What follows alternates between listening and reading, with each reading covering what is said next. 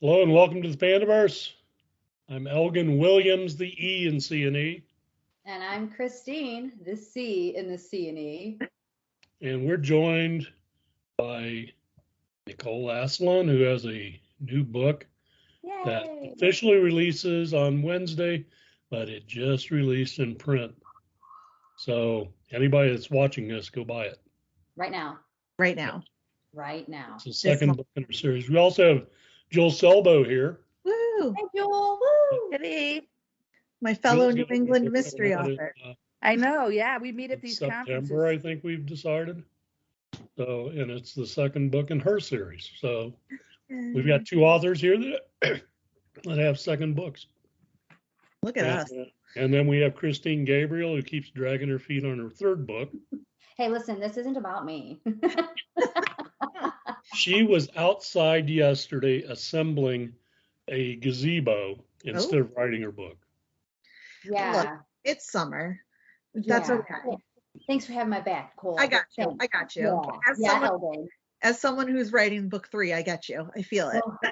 I feel it. Yeah. I think the third book is actually, I used to think the second book was the hardest, but I think the third book's probably the hardest. I agree. Well, at least as of right now, I agree.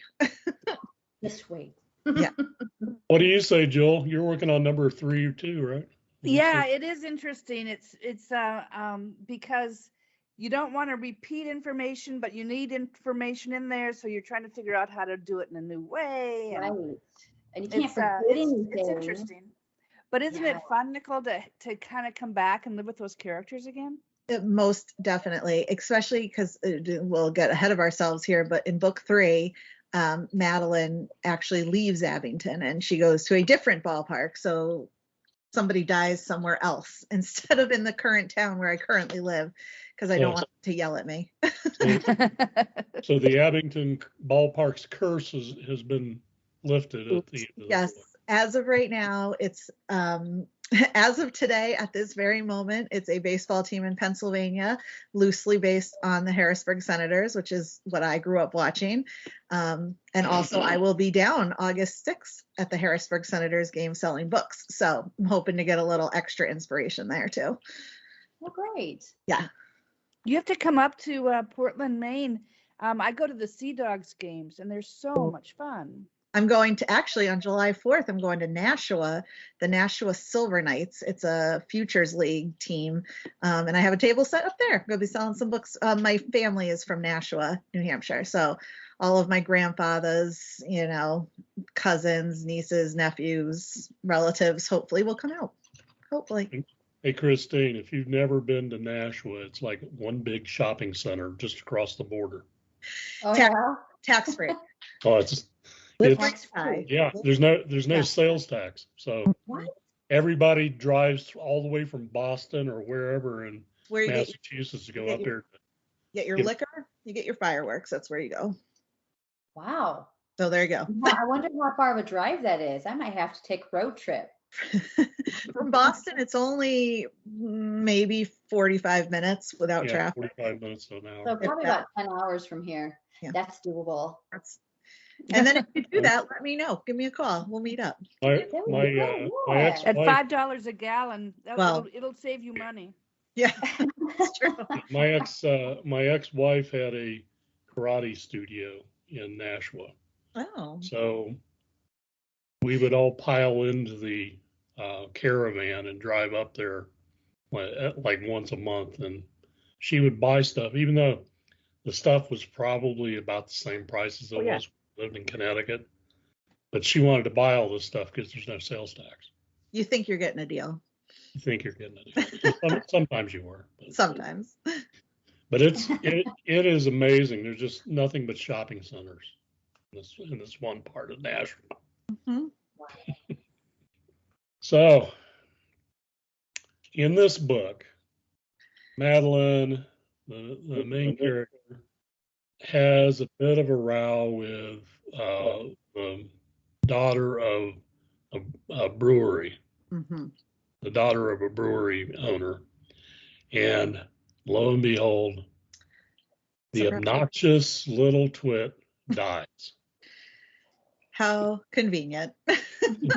At the ballpark. At the ballpark, at the concession At stand. the It's the concession name of the stand. book. Oh. It was fun reading this, to revisit all the characters from the first book, Mhm. and you introduce a few more. Yeah. A few new ones. But it was like meeting up with friends again and trying to solve another puzzle, which is basically what this is, because it's a cozy mystery. Right. And it's my It's favorite. a puzzle solving exercise is what it is. I mean, because you like Agatha Christie always said, you got to play fair. So everybody you meet and everything you read could have an effect on who the murderer is or who the criminal is. And so I think it's fun to be able to introduce new characters. It's also fun to include new characters who are based on real people again, because that's a good time. And it's also kind of fun. The first book was doing a lot of the setup of who Madeline is, how she's working at this ballpark, all this stuff. And the second book was here's a day in the life, and she finds a dead body. I didn't have to do all that extra setup, so it was more fun to play, to do little things and move her around and all that good stuff. And she goes through this, oh no, not again crisis period. And like every Murder, She Wrote episode, right? Again, another one? Good Lord. I just want to take a minute to appreciate the bookcase behind you. It's very discombobulated. Well, and this is I love discombobulated. the playoffs, so it's that's good. still up there. And Like- look at how you got your first book up there, Murder at First Pitch by Me. By me, I love it. because I didn't have enough characters to spell out my full name. So I got rid of by me. It makes it more sense, This works I out. think it's perfect. It works out that way. Thank you. These are all the books that I have to read and I haven't read. So I'm gonna need to quit my job so I can read some books. I've thought about that. That's crossed my mind a couple times. If anybody's out there who wants to make my books into movies, I'm open for suggestions. that's kind of my job right now is Oh. books. Jelly. Yeah, Yeah. it's reading books and watching TV shows that I never had the time to watch because Real job. because I was working in retail, and you have life when you work in retail, which Christine can attest to. Right. Mhm. I remember it well. I'm so grateful. My job currently as a tech writer is 100% work from home. So I don't have to stress too much about being away. I don't have to commute. Gas, I have to still drive places, but I don't have to pay for that commute. I don't have to sit in Boston traffic. I will stay at home. You imagine being in a traffic jam at $5 a gallon? No. No. And in Boston it would be. And that's the problem. It's like, no. And I stupidly bought an SUV in January. So Yeah, I bought a truck. good for us, The right? greatest decision I've ever made. Right? Good for us, Christine. Good for us. Yeah. Woo. So buy my book, buy her books, so we can afford gas in the summer. One book equals 1 gallon of gas. Because buy a book. One Kindle sale is a gallon of gas. Amen. It's true. It's true. Support your local authors. Yeah, there you go. Oh my Lord. So you've been doing a lot of events lately. Why don't you tell us about that? I love events with my whole heart because I love to just talk to people. As you can see, it's kind of what I do. I did kiss the Blarney Stone in Ireland, so I do have the gift of gab. What was the last one I feel like I just did? Oh, I did I've been doing a lot of craft fairs in the area because the book is set in a real town, Abington, on the South Shore of Massachusetts. So I'm trying to do a lot of craft fairs in and around the South Shore. One I did down in Middleborough, which is about a half-hour ride away, and it was a fundraiser for the Greyhound Association of America. So there were puppies everywhere. It was so cute. I was like, no, puppies. And then this upcoming weekend, the 29th, I am doing an Abington one. And it's funny, I was just on a meeting this morning for work, and she was like, oh, I just came up to Massachusetts for the weekend to see my daughter. And I'm like, oh, where in Massachusetts? She's like, Abington. I'm like, excuse me, that's literally where I am at right now. You You should have said, I'll meet you at the ballpark, and then it would What? really have confused her. Really confuse her. Yeah. No, so I was like, so hey, come out to the book thing on, Sunday. It's a craft fair, but I'll also be there with books. So it's nice to be, and especially sell it in my town, because I think people like the idea of it being in the town that they live in, even though there is no ballpark. I think it's like a little wish fulfillment kind of thing. And then throughout the summer and the fall, I have a lot of craft fairs in the fall before Christmas. But as I was saying earlier, I'm going to be up in Nashua on July 4th at the Nashua Silver Nights selling books. I'm going to be down in Harrisburg, Pennsylvania at the Harrisburg Senators on City Island, because that's where I went to high school. And then in October, I'm really looking forward to this one. I'm super excited, is the Chocolate Town Book Festival in Hershey. And I'm saving my money so that I can stay at the Hershey Hotel and be all bougie and fancy and maybe get a chocolate massage while I'm down there. But It smells so good there. it does. I mean, I grew up down there, and that would be our weekend trip, is to go to Hershey Park, because the park costs money, but Chocolate World never costed money. So you could go ride the little Chocolate World ride, sing the song, and it's already stuck in my head now, get a little bar of chocolate on your way out, and then you're home in 20 minutes, a little fun. So I'm really excited about that one, to hopefully get a lot of my high school, because it's been a long time since high school. So 22 years, it would be nice to see some of those people I haven't gotten to see in a while. And then there's always the conferences. Jule knows we got the New England Crime Bake in November. I went to Malice Domestic in Bethesda, got to sell a whole bunch of books there and be on a panel, which was super fun. And I was going to go to BoucherCon this year in Minneapolis, but flying seems like a lot of work now. So I'm going to try to stick local, drivable distances and do all my stuff. But I love, like I said, even if somebody comes, I would prefer them to buy a book. But if they don't, it's still just fun to talk about books and writing and mysteries and all that kind of stuff. So come talk to me. Well, we are so proud of you, because you put yourself out there and you're doing such a great job, like marketing your book and, just building your brand. We're really proud of you. I just want to let you know that. Christine, you're going to make me cry. Well, it's proofs. Thank you. So, you will. I know Well, I'm one of the youth now. This fall is my 48th reunion. Oh, Wow. are you I'm going? almost up to the 50th. I'm thinking of actually maybe trying to attend my 50th anniversary or my 50th reunion. Yeah. Just to count the number of people that are still surviving. Yeah, we don't have Because we're that. that close. I want to go. I love the reunions, because I haven't gone to one, because it used to be they would hold them over Thanksgiving, and we were always traveling with family. But I'm so much cooler now than I was in high school, and I want to show that I off. understand that. I understand that. I was picked on really bad in school, and I went to my first reunion, and everybody knew me as the author, and it was such a different. It almost made me feel like, because before that, it was people that wouldn't talk to me. Yeah. You know what I mean? And No, so for sure. it was different. It was different. Yeah, I feel know. like not just the author thing, but I was shy in high school. I and was too. I mean, I was in choir, I was on the dance team, I was doing things, but I feel like people didn't really know me.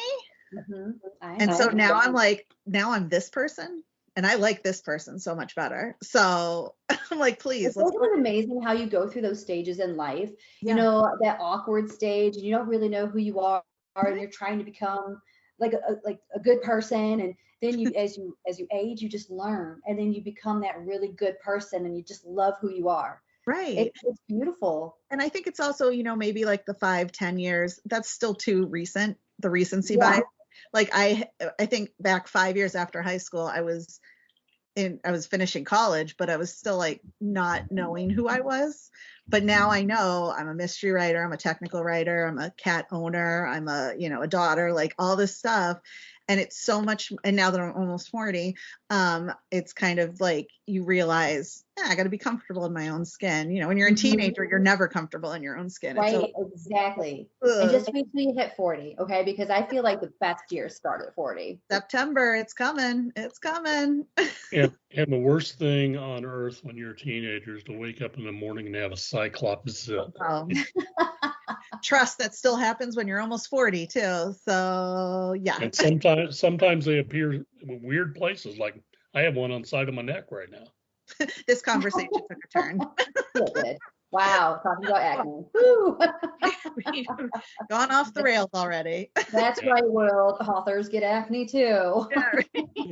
Yeah, and that's my contribution to the world, is turning interviews into disgusting conversations about zits and things. Oh, okay. Oh. So Nicole, I have a question. So how did you come up with your villain or your antagonist in this one? I was gonna say something glib and be like, screw capitalism, but because the main dead girl is the heiress of this brewery family, like that they've owned the brewery for years and years and years, and so that kind of family kind of molded what I was thinking. And I wanted somebody also the complete antithesis of who Madeline is. Like, yes, Madeline works for her family team, but she's more down to earth. She's not as high maintenance. She's not going out all the time. She's kind of just living her life. But this heiress is very much a woman about town, which that sounds so old fashioned when I say it like that. Like she's a woman of ill repute. No. And I just, because there are people, she was very much like a Paris Hilton type character who I think is great now. I think she's come into her own as an heiress. But yeah, it's just kind of that family where there's so much pressure. Like Madeline doesn't have that pressure with her family. They're like, we want you to run the team. Great. But we also want you to be happy. Whereas the Redmond family, the beer family, is like, this is our family and this is our image and keep it like this. So I kind of wanted to put that dichotomy of the families against each other a little bit. Plus it was fun to do a brewery. This is going to sound weird too, and my brother's going to yell at me, but he's a big beer drinker. So I know that side of the world. And beer and obviously baseball usually go hand in hand. So it seemed like the perfect fit for something. And the heiress is obviously a cold person because her name's Alaska. Wow. Which the reason she's named Alaska, and this is a little inside Easter egg, is one of my favorite drag queens is Alaska. I can't say her last name because it's bad words. And she won Drag Race All-Stars a couple of years ago. And she just has this very high-pitched voice. And she's like, hi, bye. And that's kind of who I pictured this heiress to be, like that voice. So it's kind of a little Easter egg to myself. Like, ooh, look at my favorite drag queen. And then, of course, that turned into now her siblings are going to be named after cities and towns and states and stuff like that, too. So that kind of made their names a little bit easier as well to figure out. That was awesome. Heck yeah. It's kind of like the code names for Apple software. Like the operating systems. Yeah, like they name them after parks and things like I don't that. even know. I have one Apple product and we're on it right now. I don't even know what it does. Yeah, I just switched from an Android to Apple, and it's been interesting. My friend makes fun of me all the time because I'm an Android phone user, and she makes fun of me all the time. Shout out to Mary. She's like, your bubble is blue or whatever color it is that it's not, or you're green. I don't know. When we're chatting, she's like, it's the wrong color. And I'm like, leave me alone. I like my Android. Leave me alone. Yeah, those are like the little Apple digs. I've got an Android phone too. But, yeah, those Apple users. Well, it's easier to be totally immersed in the Apple ecosystem. Yeah. Listen, this phone is because you smarter have to than always I am. find little That's true. things to work properly. But My phone does things I don't know how to do, and I just let it do its thing. And I know I had an iPhone for a while, but Siri could never understand my voice. And I don't know why. I feel like I talk pretty clear, but I guess she just didn't like it. And so I never used it. And on the Android, they have Bixby. And I just like that name better anyway. I want to call my Bixby. Hello, Bixby. How do I get to the I bookstore? never got used to talking to my phone. I've got No, I like don't. I've got like Bixby is turned off as you possibly can on Android because you can't completely get rid of it for whatever reason. Yeah, I don't talk to my phone. It's all, I know it's listening. Now we all sound like cranks. Like it's listening to me. It's listening. It's monitoring. Hello, NSA. Conspiracy theories. What about that baseball park? No. Yeah, right. I'm gonna get ads for baseball teams now from here on out. and beer. Open up as a brewery. And beer. Beer and baseball and maybe some like weapons. I don't know. It could go either way. Well, Christine and I were having a discussion this morning about whether Cracker Jack is one word or two words. You've stumped me. It's two because it's a brand. The name of the product is Yeah. actually words. So, but if you're talking just about the caramel corn with the nuts, you could call it one word. No, No. All right. Well, that's two words. Cracker Jack as one word is like calling somebody really gifted or proficient at doing something, which is where that term comes from. Okay. So I'm going to put that in my bio from now on. She's a Cracker Jack. You're Really gifted. I like it. Yeah. Okay. That makes sense. It's like Kleenex is like the Look brand. at all the baseball related trivia we're getting to here, you know. I know. I love this. I'm learning so much new stuff. I should know this kind of stuff. You gotta have your ballpark hot dogs, you gotta have your Cracker Jack. Baseball cup sock. So how are you setting up your signings at the ballparks? That's so cool. Literally just cold emailing and saying, hey, I'm a baseball mystery author. And the Nashville one was great because it is a smaller, it's not like a professional team. It's just like college kids and summer. It's almost like the Cape League, but in Nashua. And not as big as the Cape League. And I just emailed them and they're like, yeah, we'd love to have you set up, just outside our gift shop and you can get some tickets and hang out. And then the Harrisburg Senators are actually the affiliate for the Washington Nationals. And again, I just emailed them out of their press office and said, hey, I grew up in Mechanicsburg, Pennsylvania, which is 20 minutes from City Island. And I, grew up going to City Island, playing mini golf. We used to watch Civil War demonstrations on City Island. There's big festivals and we used to go to the Senator. I used to go on dates at the Senators games. So it's like, that. And so they do charge, but not a ton. It's almost like just another craft fair. And they're like, yeah, just bring your books. And with the Senators, they ask for just like a percentage of the cut. And I'm like, that is totally fine with me. Oh, that's so much fun. And it's like, and like I said, I get to A, listen to a baseball game, and B, hopefully see a bunch of people who might not think to pick up a book, right, from the shelf or the library, but then they see the book and they're like, oh, I love baseball and I love mysteries. Let me try it and see what happens. And it's funny. I did the Natick Farmers Market a couple weeks ago, and a gentleman stopped by and he was like, oh, this is interesting. I've never heard of this and blah, blah. And he's like, I work for the North Shore Navigators, which is another kind of independent league team. And I said, you're an announcer, aren't you? He had a very announcery voice. He's like, I am. I'm the radio announcer. So he's like, let me take your card. I'll give it to my people. You email everybody and maybe we can get you to come up. It's in Lowell. So that's a little bit of a hike for me, but it's worth it for free baseball and to sell some books. So I just ordered a bunch of the book twos. So hopefully I'll get those and I can round out the summer. That's a great idea. Yeah, it's really fun. And again, because I love to go to a baseball park, field, and I get to meet some base. Maybe one of them will let me throw out a first pitch. I don't know. And if they can, maybe put a bug in the ear to the Red Sox, I'm not mad at that either. I will gladly go to Fenway Park and do anything. I don't know if you saw the pictures on my Facebook. One of my coworkers is a part-time concession stand worker at Fenway Park.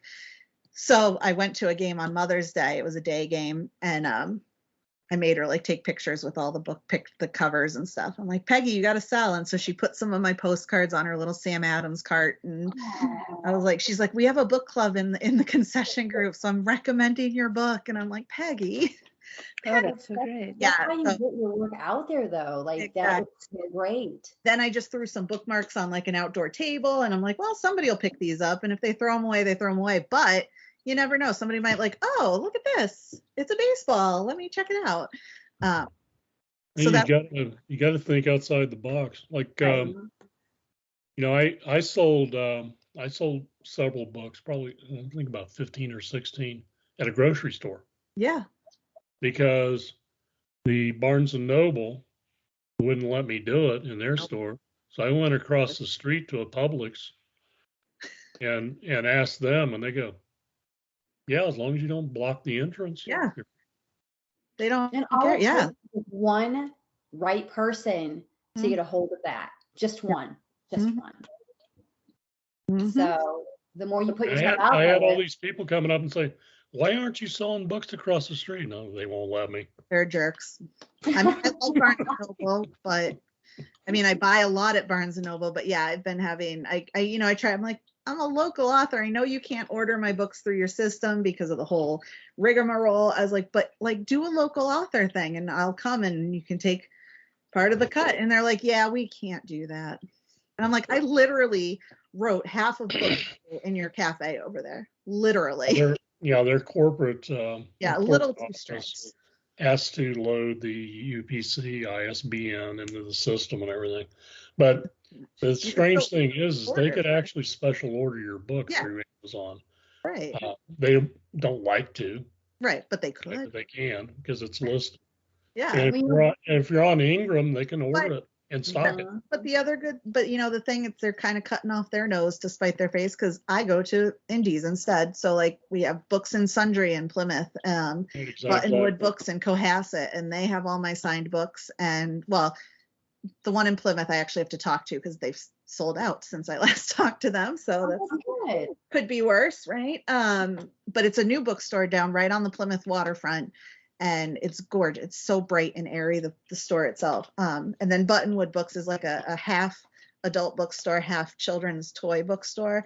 And that's another big one. My therapist shops there and my dentist shops there. So it's like I can know these people. I know people are going, which is nice.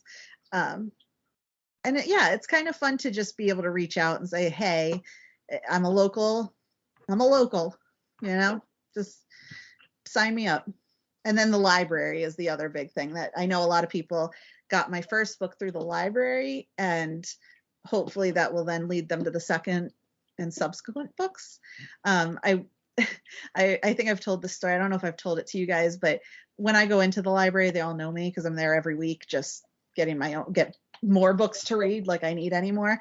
And I walked in the other day and she was like, I just sent your book on hold to a different library. And I'm like, are you allowed to tell me which library? Like, I want to know, like from Abington, where did it go? And it actually went to Marshfield, which is about 20 minutes down Route 3. So I'm very intrigued to see who I didn't know if I could ask who checked it out. I thought are there HIPAA laws for the library? But I was like, that's good enough. I just know that somebody at a different library looked it up and said, I want to get this book. So it's on the Old Colony Library Network, which is all of pretty much the South Shore. It's on the Clams Library Network, which is Cape Cod, which is super cute. And then because of the Natick one, we donated a lot of books. So it's on the Middlesex Library Network now too. So I'm kind of covering the whole East Coast of Massachusetts right now. Well, if you can elevate the borrow rates in those libraries, they'll actually buy copies to stock. Mm-hmm. Oh yeah. And like I said, Abington Library has been a godsend. I go to dance class with one of the librarians, and we're already planning for a September event for the second book. They were one of the first events I did with book one pre-pandemic.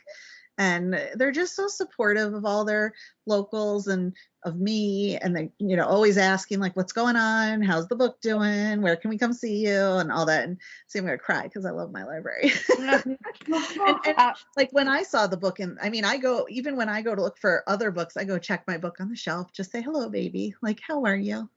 It's funny. I was just talking to a coworker and she's like, oh, it's exciting. Your second book's coming out. And I was like, yeah. And I said, I know we're not supposed to like pick between our children, but I kind of really like book 2 right now. Like it's kind of funny that now it's the newest one in my heart. And I'm like, okay, I like book 2.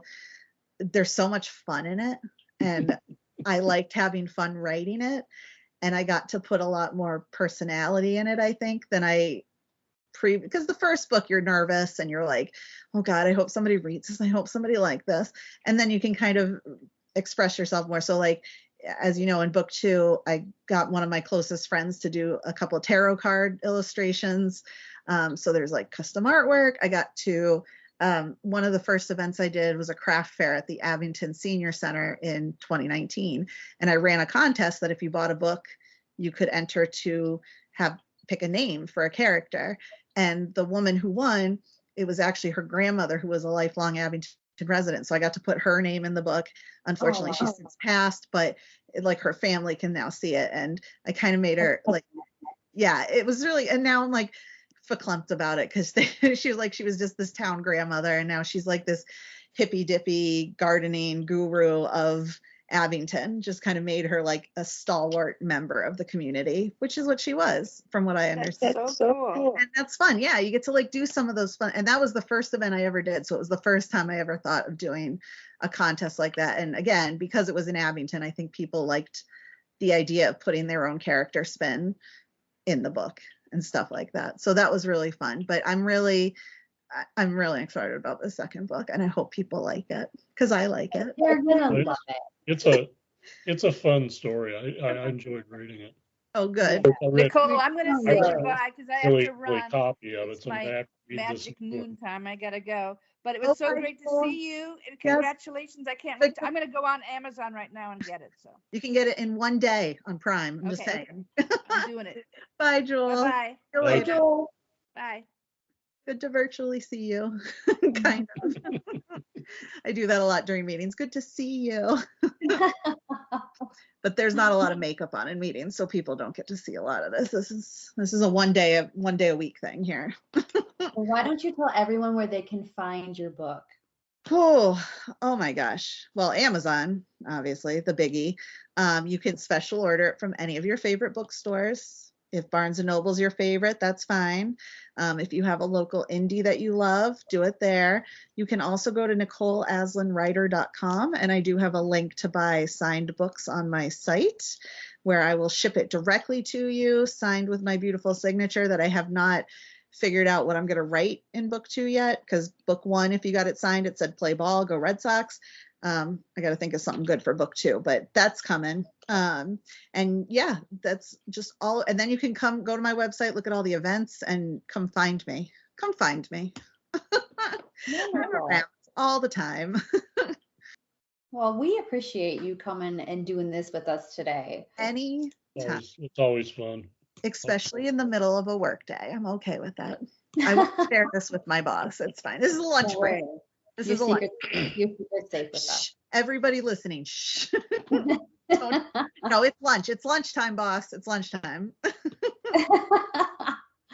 All right. Well, you have a great rest of your day. You too. And I'm going to run by your book right now too. Even though I have it in here, I need a paperback. Mine is going to be delivered in between 2:45 and 5:45 because I might have ordered my own copy from Amazon just to boost that sale, you know. All right. Thank you guys. Thank you. Thank you. I love you too.